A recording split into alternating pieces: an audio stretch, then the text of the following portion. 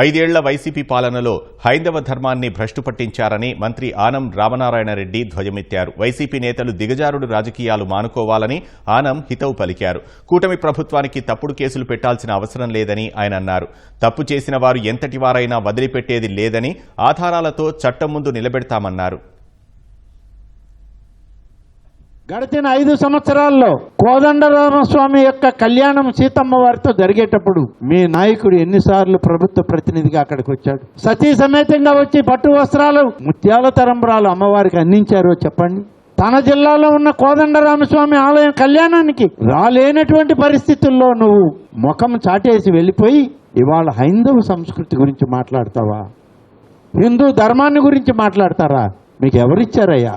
నువ్వు వల్లు వేసి చెప్పావే, ఆ గోమాతకి, ఆ అమ్మకి మీరిచ్చిన విలువేంటి? మీ హయాంలో జరిగినటువంటి అపభ్రదపు పనులన్నీ ఎలా జరిగాయో ఒకసారి మీరు వెనక్కి తిరిగి ఆలోచించుకోరా? మిమ్మల్ని ఇంకా విశ్వసించేటువంటి వ్యవస్థ, కుటుంబాలు ఈ రాష్ట్రంలో లేవు. తప్పు చేస్తే ఏ ఒక్కడిని ఈ ప్రభుత్వం వదిలిపెట్టదు.